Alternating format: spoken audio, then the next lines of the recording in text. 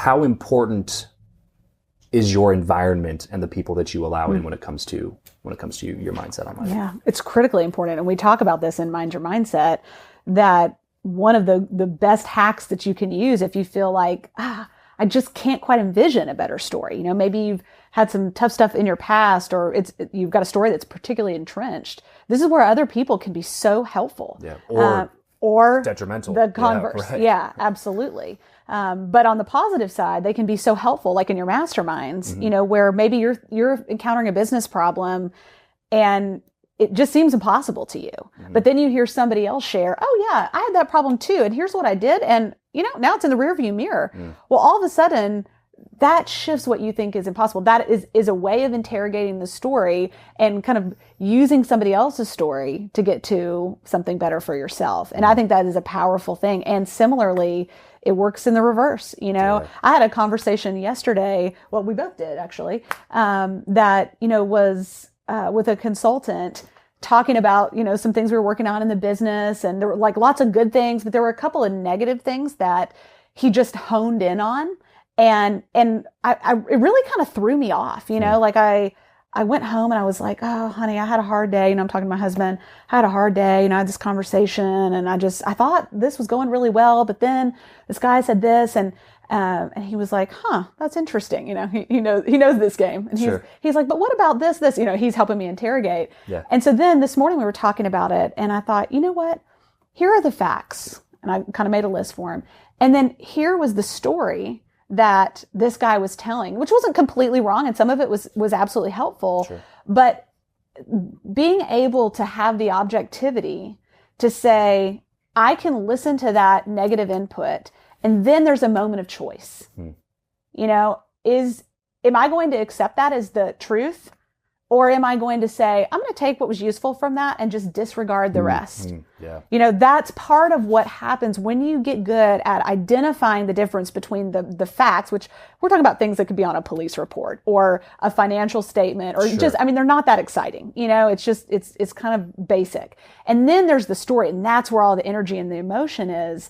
You know, when we can separate those two things, then we have the opportunity to choose. And so even though there are probably for all of us, there are people in our lives that maybe are less positive than we'd like. And some of those people you can't always get rid of, you know? Not completely anyway. Not completely. You know, what we can do is we can exercise our agency and we can be intentional about saying, am I going to take that on as the truth? Am I going to make that my story, or am I just going to let that stay their story? Yeah.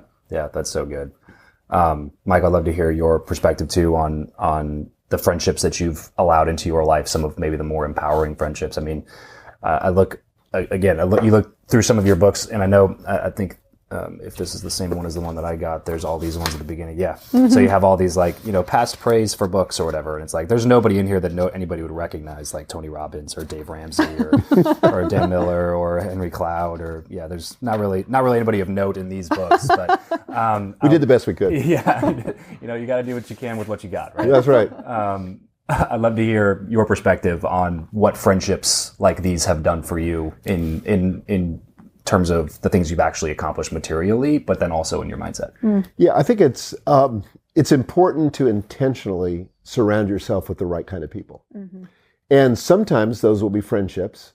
Sometimes people are in a disempowering family situation where the people are just negative, or they want to play the victim, or that's kind of how they explain their life. Sometimes you have to hire these people to help you tell a better story. And I mentioned Eileen before, but I can remember one of the conversations that I had with this executive coach, Eileen.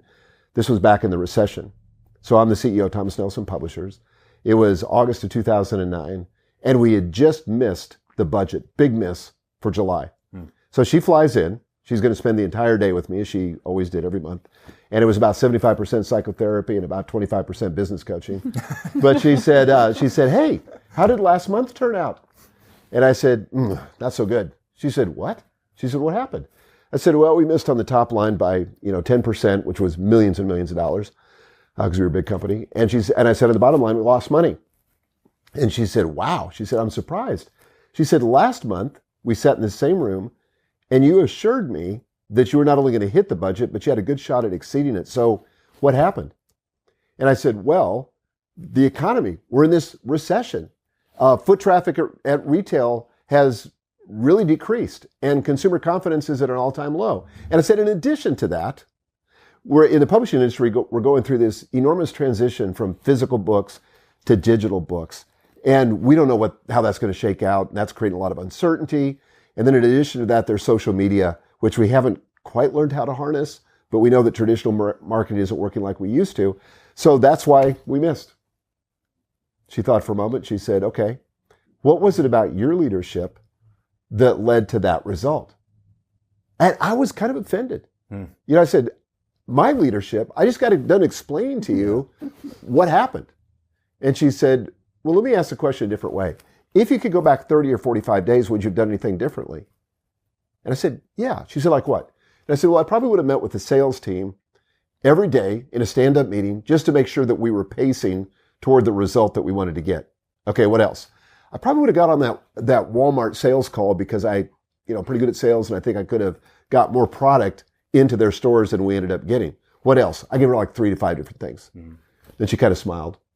And she said, so what you're telling me is it is about your leadership.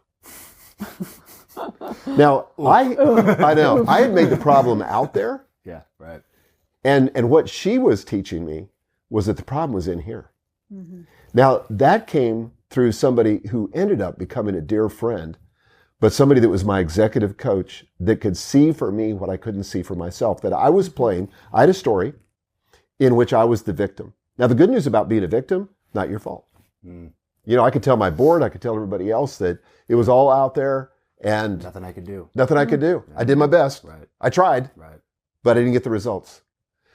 But once I accepted her version of the story, which is that I had agency and I could lead in a different way, then all of a sudden, yes, it's my fault, but all the power came back. Yeah.